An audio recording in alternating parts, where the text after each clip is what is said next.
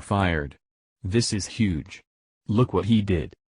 In an interesting turn of events proving President Donald Trump's assessment and that of many Americans that the Russian collusion probe is little more than a witch hunt, Special Counsel Robert Mueller just fired one of his top investigators after he was busted sending text messages that expressed anti-Trump political views.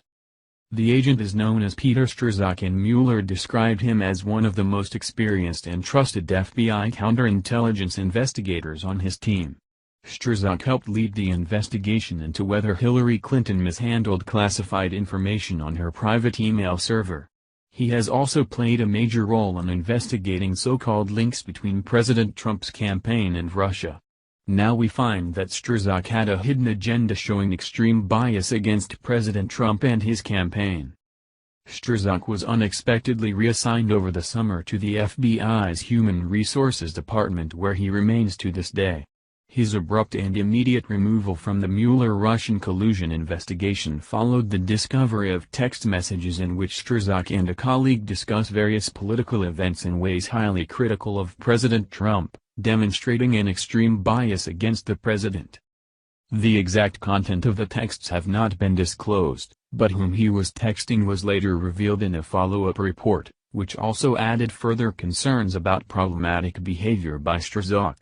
The Washington Post reported that Strzok had been texting FBI lawyer Lisa Page, who worked for Deputy Director Andrew McCabe and had been part of the Mueller team into the summer. Mueller has already received significant criticism for the extreme bias by compiling a team of nothing but Democrats and leftist donors to the Democratic Party, the Clinton Foundation, Hillary Clinton's presidential campaign, and Bill Clinton judicial appointees. The left is touting Mueller's removal of Strzok from the Russian collusion investigation as evidence that Mueller moved swiftly to remove any perception of potential bias against the Trump administration.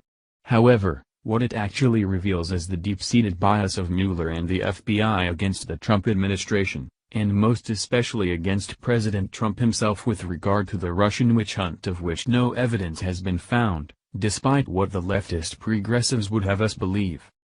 Many on the left are touting Michael Flynn's plea of guilty for lying to the FBI as some sort of sign that Mueller is but seconds away from charging President Trump and members of his administration with collusion, and the so-called resistance has won some kind of victory. Except if you actually read the plea? Nope, not so much.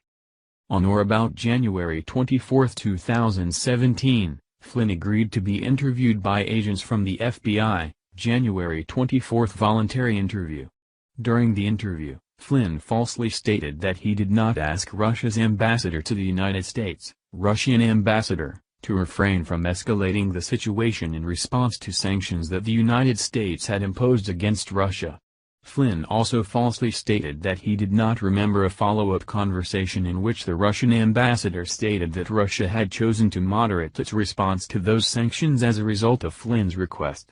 In truth and in fact, however, Flynn then and there knew that the following had occurred. A.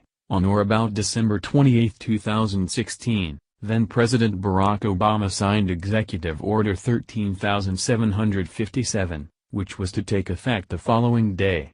The executive order announced sanctions against Russia in response to that government's actions intended to interfere with the 2016 presidential election, U.S. sanctions. B. On or about December 28, 2016, the Russian ambassador contacted Flynn.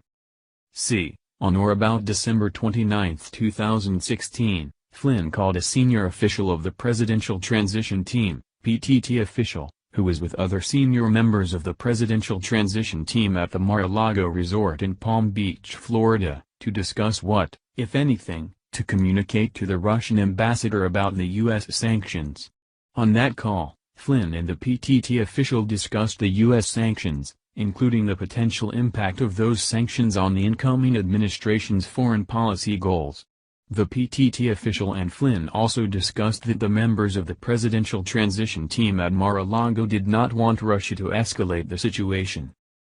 D. Immediately after his phone call with the PTT official, Flynn called the Russian ambassador and requested that Russia not escalate the situation and only respond to the U.S. sanctions in a reciprocal manner. E.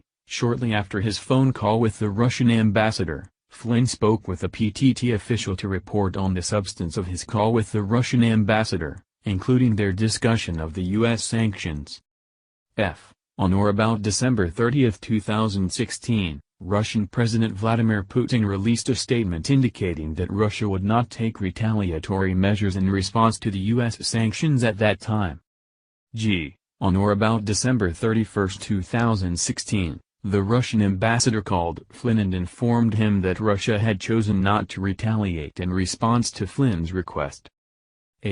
After his phone call with the Russian ambassador, Flynn spoke with senior members of the presidential transition team about Flynn's conversations with the Russian ambassador regarding the U.S. sanctions and Russia's decision not to escalate the situation.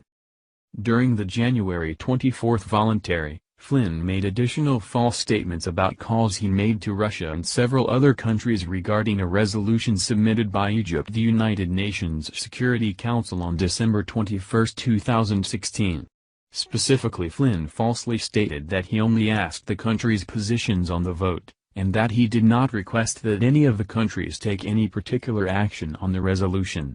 Flynn also stated that the Russian ambassador never described to him Russia's response to Flynn's request regarding the resolution. In addition to Flynn's guilty plea, he has agreed to cooperate with Mueller's ongoing investigation into Russian collusion and is prepared to testify that Donald Trump directed him to make contact with the Russians, initially as a way to work together to fight ISIS in Syria, reports ABC News. So nothing has changed. Despite the extreme bias of Mueller's team, including that of Strzok, who has now been outed and reassigned. A lawyer for Mr. Strzok declined to comment. A spokeswoman for the Justice Department said that we are aware of the allegation and are taking any and all appropriate steps. Thank you for watching this video. What do you think about this? Share this on Facebook and Twitter along with your comments.